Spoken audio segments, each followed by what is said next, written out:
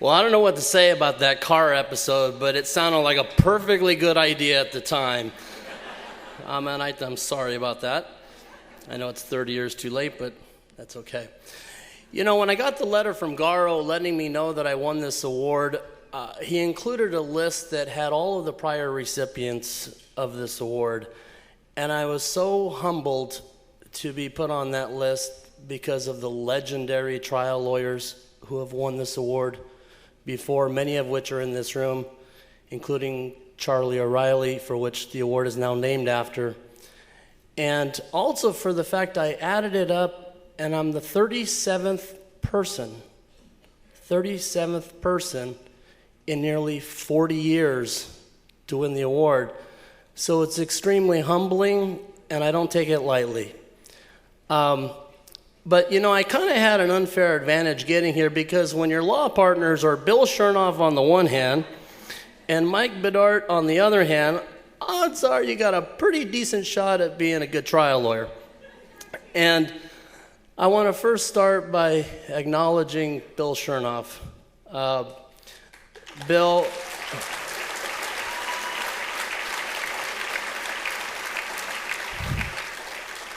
not only are you a terrific trial lawyer, which everybody knows, but more importantly, you're a true student of the law.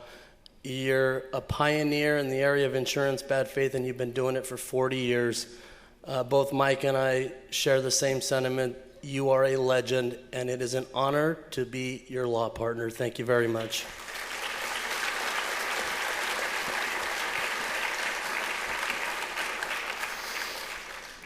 And then Mike Bidart, what can I say? It's pretty obvious that he's the biggest mentor I've had in my entire career. And everything good that I've learned about trying cases or practicing law, I learned from Mike Bidart. And over the years, I've learned some incredibly valuable lessons. And there's one in particular I learned about picking a jury from Mike when I was a baby lawyer. Mike was trying a case downtown, and he was using a questionnaire.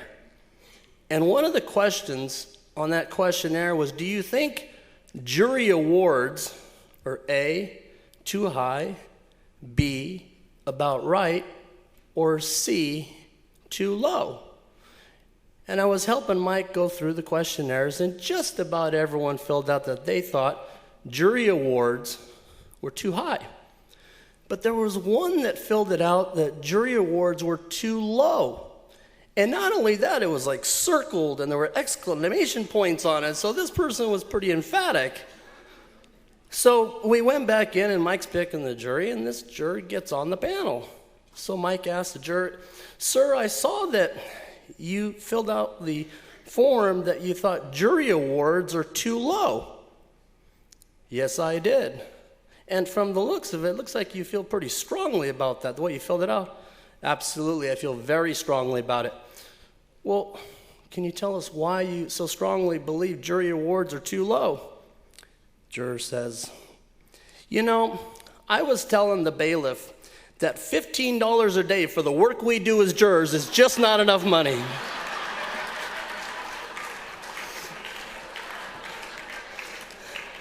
So we learn not to trust those questionnaires too often. Mike, in the 20 years we've worked together, we've always kept everything pretty simple and direct, and we've never needed a lot of words to communicate with each other. So let me just be really simple and direct tonight. If it wasn't for you, I would not be on this stage tonight. Thank you for all you've done for me.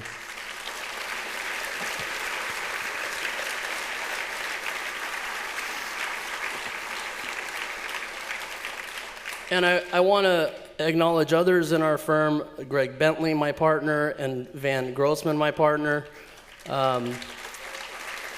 Rick Friedman, who's of counsel to our firm, flew in from Washington. Thank you, Rick, for coming here.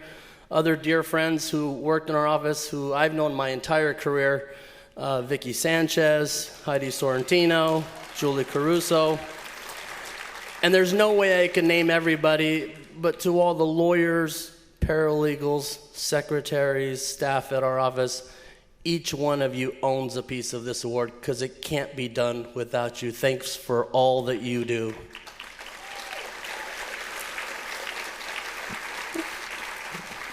And finally, I want to thank all the family and friends that I brought in. I think I set a record tonight for the most family members to come to this event.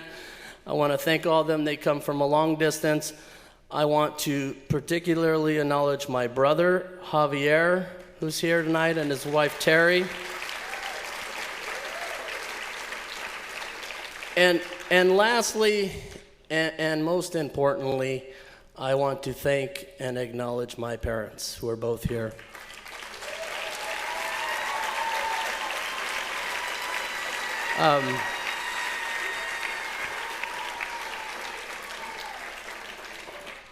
My mother and father, as many of you know, are Basque immigrants who came here with absolutely nothing. Everything that they have, they earned themselves. And they raised my brother and I on a dairy farm in Chino and taught us the value of a good work ethic, which has served both my brother and I well in life. And although my parents speak broken English, they come to every closing argument that I give. They live up in Bakersfield, but they've driven down to Vista, gotten up at 3 in the morning to get there in time, came to Pomona, LA. And there's one case in particular I want to share with you.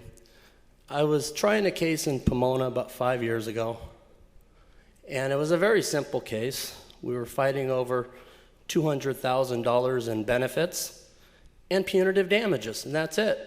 Real simple case. My parents came down to watch the closing argument after 5 weeks of trial, and I gave my closing, and the other side gets up and gives their closing. And it was extremely contentious. I mean, it was Mr. Echeverria said this, and Mr. Echeverria said that, and Mr. Echeverria said this, coming after me.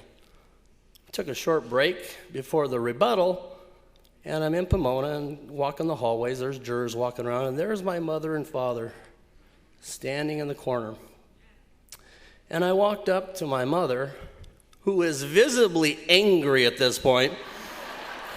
All 5 foot nothing of her is ready to slap the defense lawyer. And I walked up to my mom and I said, Ama, what do you think? And she said, Ricardo, I do not like the way that man was talking about you. And I said, Ama, it's okay, you gotta have a thick skin to this stuff. Now my father, on the other hand, is completely the opposite. He's smiling. He couldn't be happier. And come to find out, the reason he's happy is because he figures if the other side is that upset, you're probably punching the right buttons. So I walked up to my father and I said, Aita, what do you think? And he looks around and with a smile on his face, he says, Ricardo, I don't know, but the other side say Mr. Echeverria full of shit.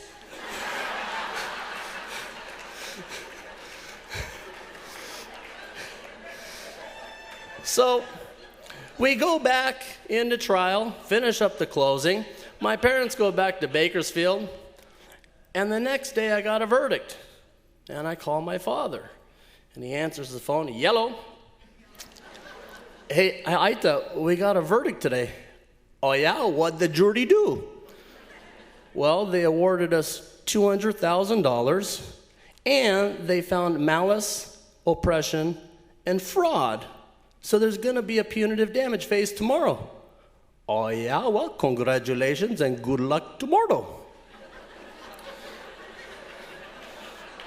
So the next day, I go in for the punitive damage phase, and it's very simple. 5-minute opening statement, put on one witness about financial worth, give a short closing argument. The jury's got the case by noon. By 4:30, I got a punitive damage verdict. And I call my father that night, and he answers the phone, yellow. Hey, Aita, we got a punitive damage verdict today. Oh yeah, what'd the jury do? they awarded us $5.1 million.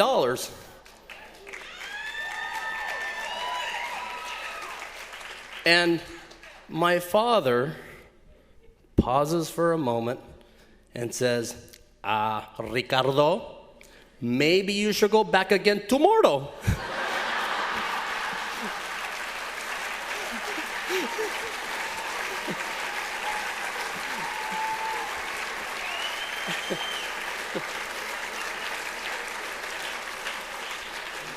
For all of you legislators in here, my dad's got a great idea for trifurcating punitive damages.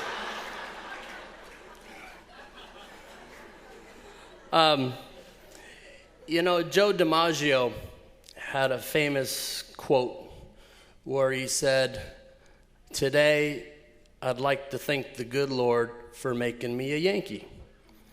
And I want to borrow that because I think there's a whole lot of you in this room that share my sentiment in saying, today, I'd like to thank the good Lord for making me a trial lawyer.